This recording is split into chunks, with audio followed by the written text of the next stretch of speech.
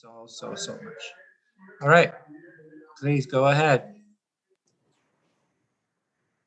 Senator Ataullahjan, your father was a Pakistani senator and your grandfather was the leader of a non-violent Muslim movement for independence from British rule.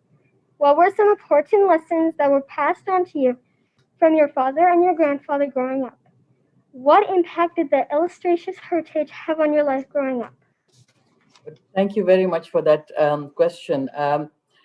Growing up in our home, it was there was a lot of politics going on, and I think that's what shapes you. Discussions around the dinner table would always be political, and in Pakistan, doing politics is not easy. And as a great grandfather or great grand uncle who was involved in politics, and he was a friend, and he worked with the Mahatma Gandhi. It was even worse for them because it was they wanted the British to leave India, so the demonstrations would become quite violent, and he spent 1 out of 3 days of his life in prison. But what I learned from my family was the commitment to a cause, and if you were involved in something, whether it was politics or any other aspect of life, was to be committed to it and do the best you could do. And I grew up with a passion for politics, because that's what I saw and heard around me.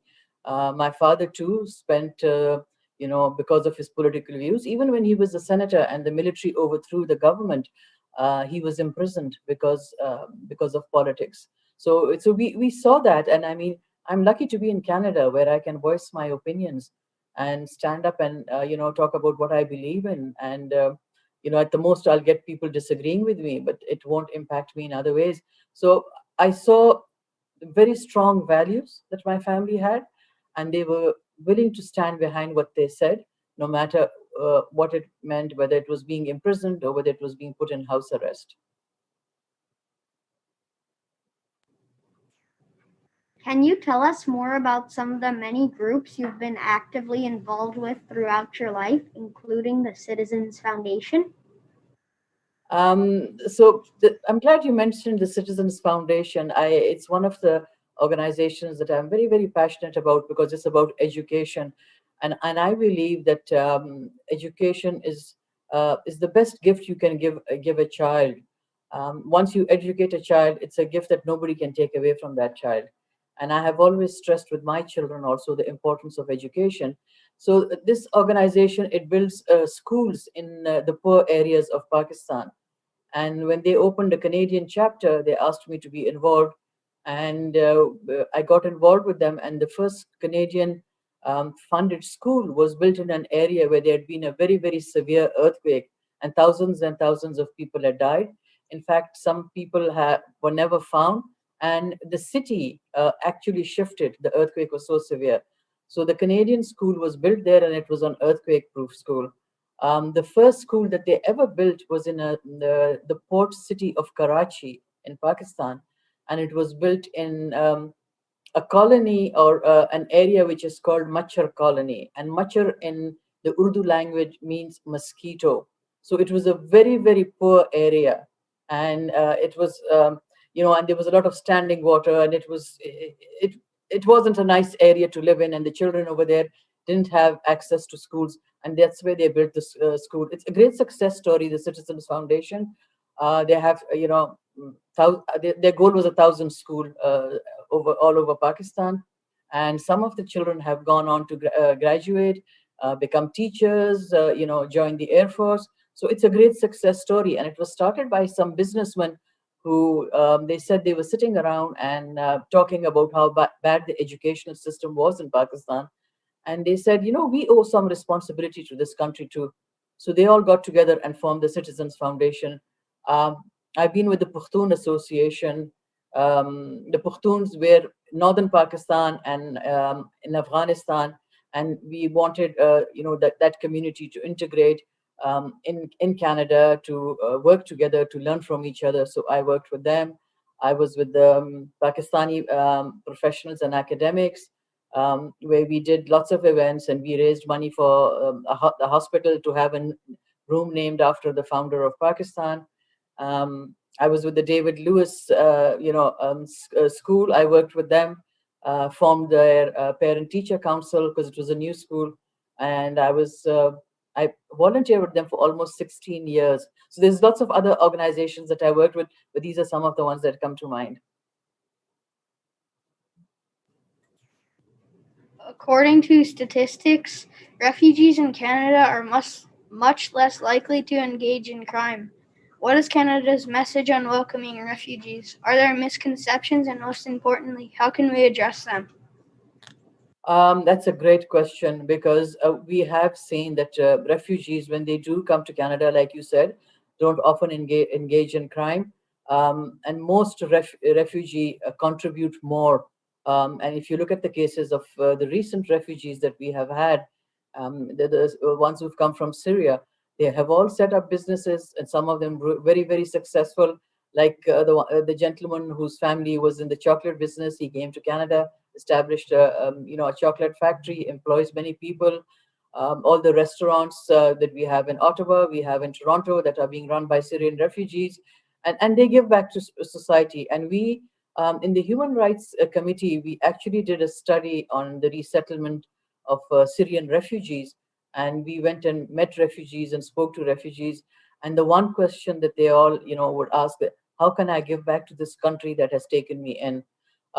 They were very grateful to Canada, that Canada stepped up and took in so many refugees, and they were keen to work and they were keen to give back to society. So if you look at the statistics, you see that the refugees give back, more than was spent on them. They give back more to the country, and there's some of the great success stories actually have come from the refugees that have come to Canada.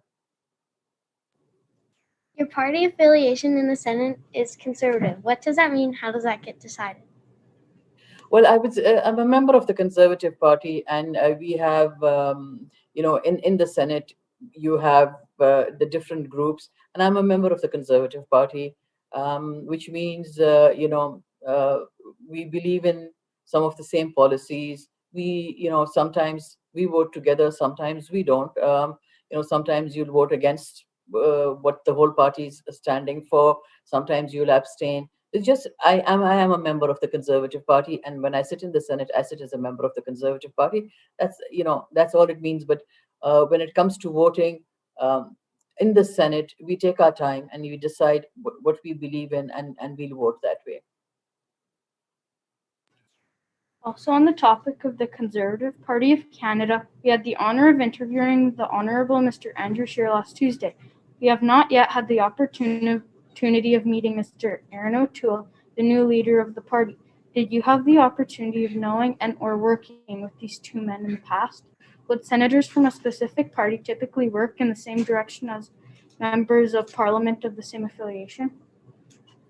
Yes, we do, and I have worked with Andrew, and I, of course, have worked with Erin O'Toole too. I have tremendous respect for both of them. To be a leader of a party is not easy, and we do work together because we're from the same party. We believe in the same stuff. And we meet together as a caucus every Wednesday, where you can stand up and say what's on your mind, and things that you would like to see changed, or debate a certain policy or a certain bill that's happening. You can stand up and express your thoughts and views on that. And I hope you get to meet Aaron, because he's a wonderful father, very committed to his two children, and very easy to talk to, as was Andrew. I hope you enjoyed meeting him, because Andrew, of course, is was our leader, and was a leader in a difficult time, but he was a very, very hardworking man. And it was a pleasure to work with him, as it is with Erin O'Toole.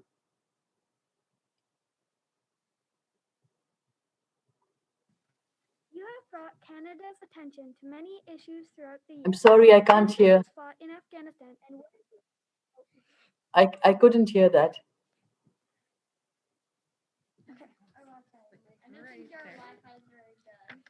You have brought Canada's attention on many issues throughout the year. Canada has fought in Afghanistan and worked for many years to help rebuild Afghanistan. What can you tell us about the engagement of women in Afghanistan, and what can you tell us about the contribution of the woman in every countries where there is war and conflict? Thank you. That's another great question. And if you have looked at the work that I do in the Senate, a lot of it revolves around women and children. And as a new senator, I proposed the study in Afghanistan about the women in Afghanistan, the Human Rights Committee, because Canada had been in Afghanistan and we were getting ready to leave. And I was concerned that once Canada leaves, what happens to the rights of the women? That we stood by the women as they fought for their rights and supported them and trained some of them. So I was concerned that what happens once Canada leaves, and we did a study in the Human Rights Committee. Um, we have seen that whenever there's war or civil unrest, it impacts the lives of women and children the most. And that's what I have seen throughout the world. And in the case of even Syria, when we went and visited some of the refugees who are here in Canada, whether it was in Montreal, Ottawa, or Toronto, we heard some horrible, horrible stories of what they had been through, how they fought to protect their children. A lot of them, their husbands had been killed in front of them. So women suffer greatly when it's conflict. And I always say that men start the war, and it's the women and the children who suffer in these countries. And unfortunately, Afghanistan is still in a state of unrest. Just yesterday, I heard of another, woman who was outspoken being killed in Afghanistan. And things have changed a little bit because they do have people in their assemblies, or their shura as they call it, but they still have a long way to go, and the women are not that safe in some of these countries.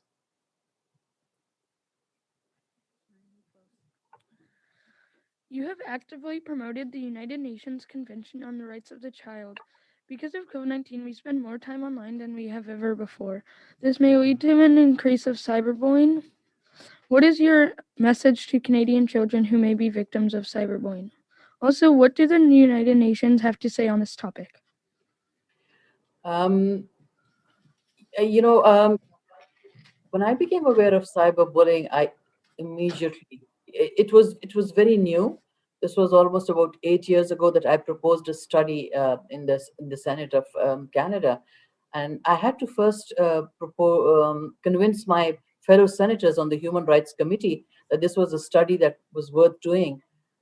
Because a lot of them said we've already done a study on bullying, and it just means you go into the schoolyard and you duck it out, and that's the end of it. And I had to convince them that this was the new frontier. And if you were being bullied, it followed you no matter where you went. My message to the children is that, what, people try and bully us too. I mean, we get so many emails, you get so many social media actually has made bullying more prevalent, and people try and bully us too.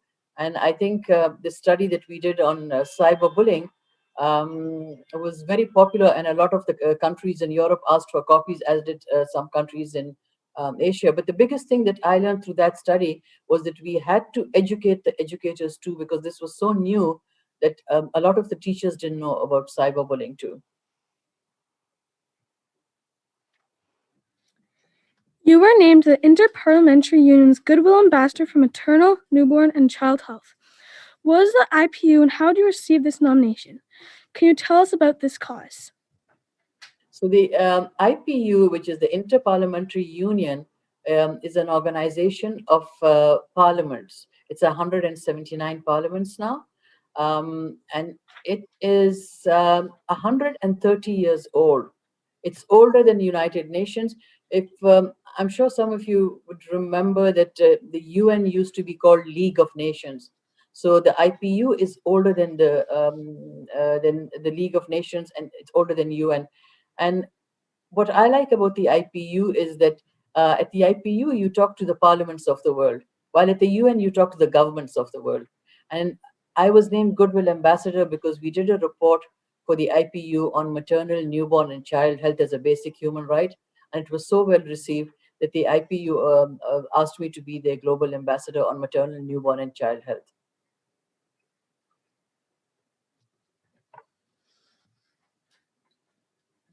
Let's imagine a scenario where a family of refugees with many children arrive in Canada. The parents are trying to learn English, work and money is a challenge. The children may have lasting trauma from the journey to Canada. We use this scenario because it's based on a real life experience for one of our schools. According to you, how can members of the community help families with refugees with children who have experienced trauma? Thank you for that question. It was something that came up when we did our study on Syrian refugees. You know that a lot of the refugees were privately sponsored and some were sponsored by the government.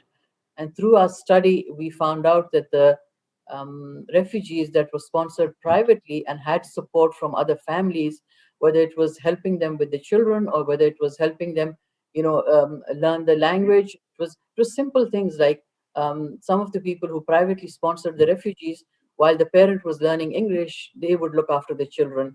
And we found that those refugees did better when they had some sort of support in the community. So having support in the community is very important and would help them settle faster.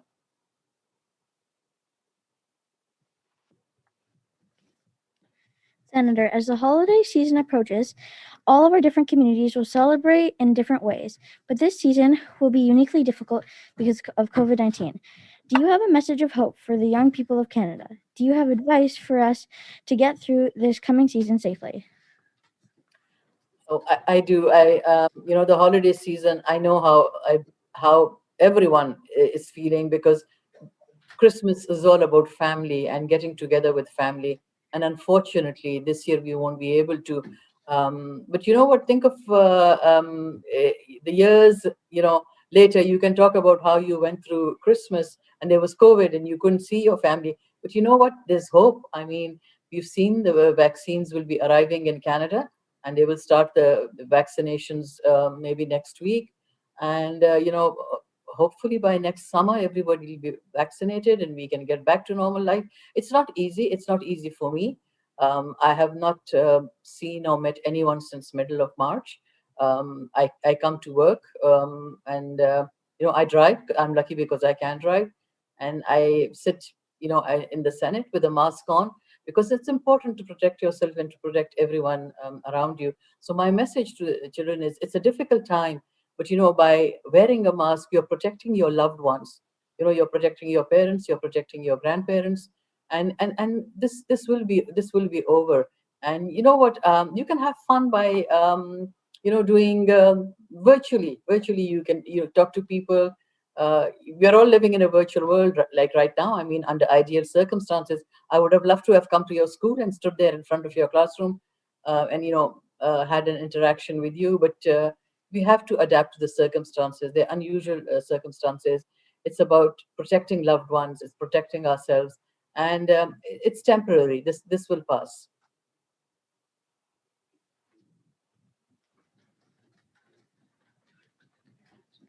Thank you very much.